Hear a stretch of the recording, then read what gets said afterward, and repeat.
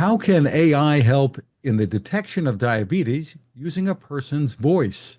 Welcome back to Techstination. I'm Fred Fishkin. Joining us from the Luxembourg Institute of Health is the director of the Department of Precision Health, Dr. Guy Fagherazzi. Thanks for taking the time with us. Hello, nice to meet you. Happy to be here.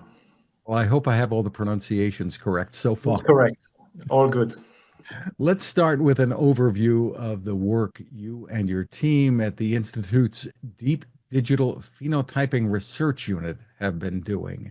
Can a person's voice really reveal whether he has diabetes and perhaps other conditions? Yes, this is a very exciting research field.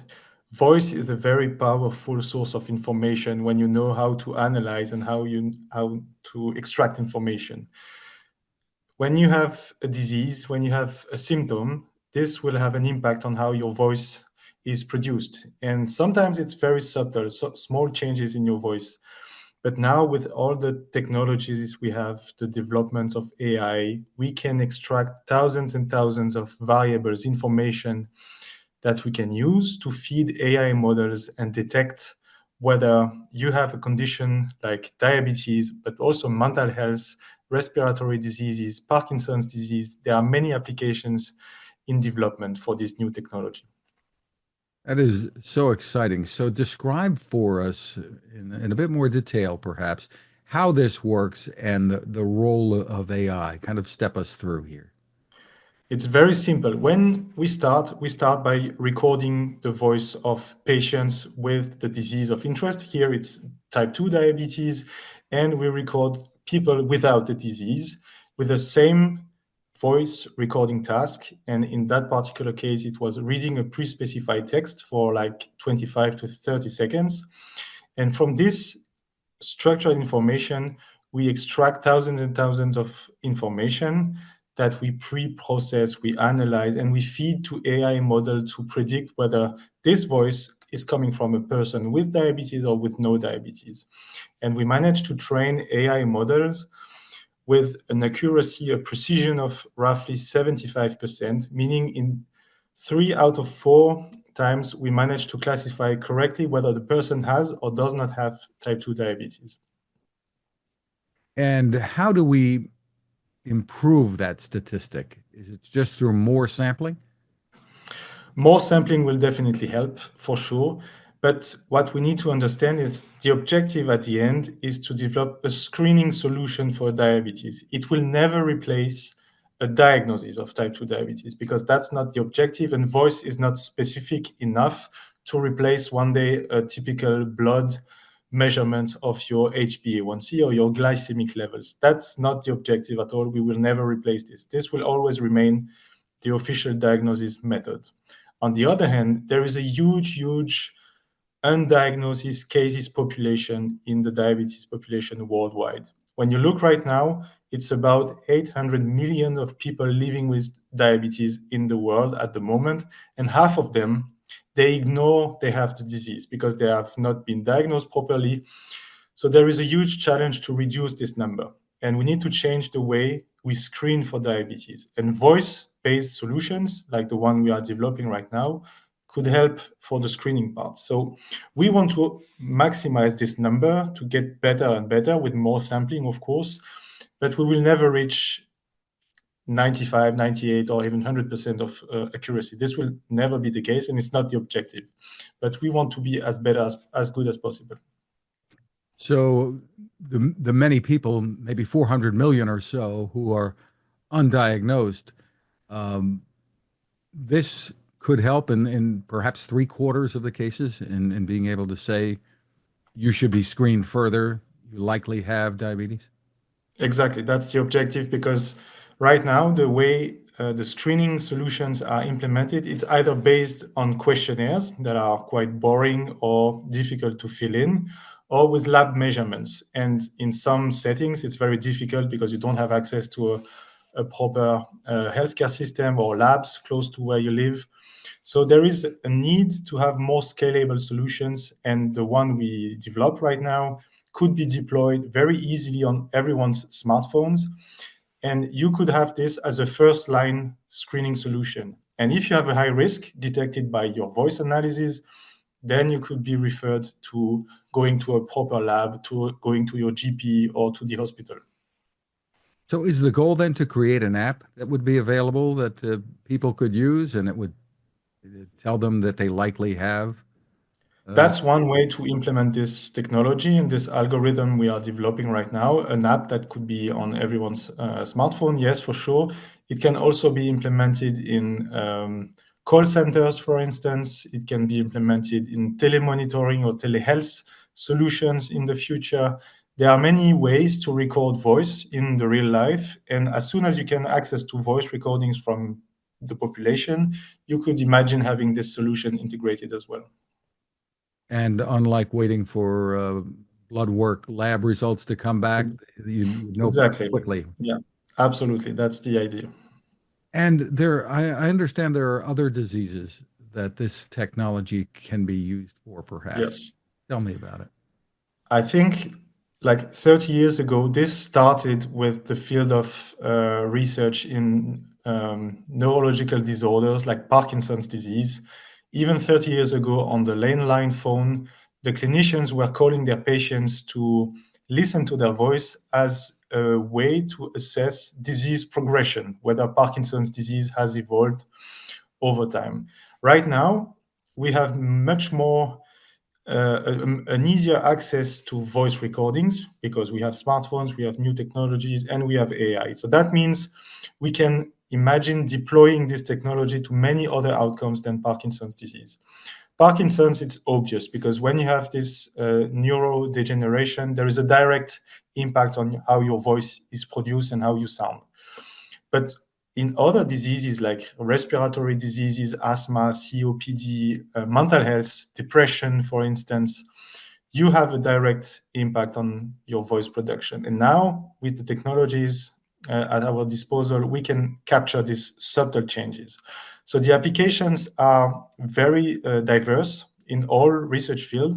You can also track symptoms, for instance, like fatigue, pain, um, distress, stress, anxiety. All of these dimensions are somewhat reflected in your voice. Interesting. Now, all of us have friends and loved ones, and we were on the phone with them or something, or speaking with them in person, and you hear something in their voice, and you say, "What's wrong? There's something wrong." I guess we're processing what we're hearing too in the same way in some respects that AI does.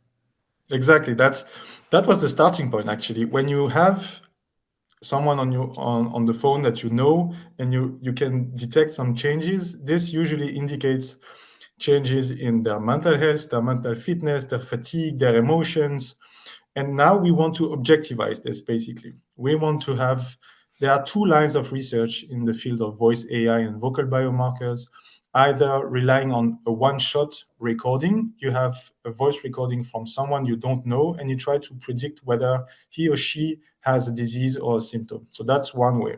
The second aspect is for monitoring patients, for instance, where you would have regularly several voice recordings over time, and you look at the evolution of voice features, voice characteristics in the same patient. The patient is his own control, basically.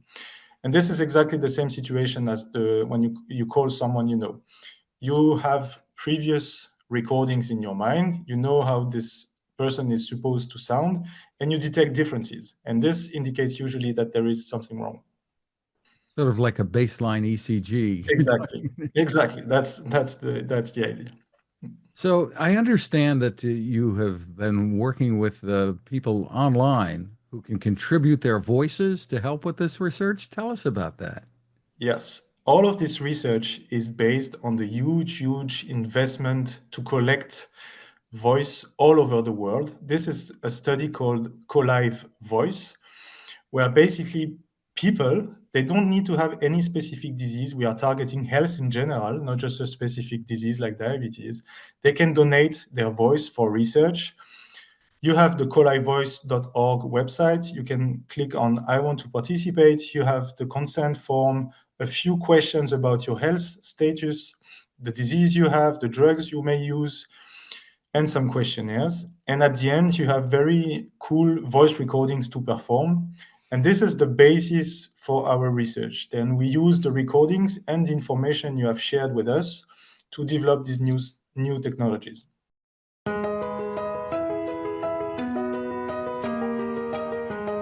When you're unwell, it can affect certain organs. Being unwell can affect your voice because all these organs are involved in producing the sound. Therefore, signals from your voice can predict symptoms. These are called vocal biomarkers. In future, identifying vocal biomarkers will allow doctors to treat disease more effectively. 50-year-old Jack has type 1 diabetes, which requires him to use an insulin pump to manage his condition. Managing his condition causes him to suffer with anxiety and depression. Jack's doctor refers him to a psychologist. He monitors Jack's mental health by getting him to make a weekly voice recording on the smartwatch app Jack already uses to monitor his blood glucose. To help people like Jack, we're creating a multilingual voice database. First, we need to make recordings so we can process and analyze the voice. Next, we extract thousands of audio features from the recording. We also convert it into a spectrogram. These are then fed into AI models to predict whether the individual has a certain symptom or disease. This involves collecting voice recordings and data through a survey on the Collide Voices app. Anyone over the age of 15, regardless of health status, can participate. All you need to do is answer a health questionnaire and provide 5 short voice recordings. Participation is anonymous. The more diverse the data, the more inclusive the digital health solution will be. We need data from males and females of all ages who speak different languages with different accents. Donate your voice and share this video with your friends and family today.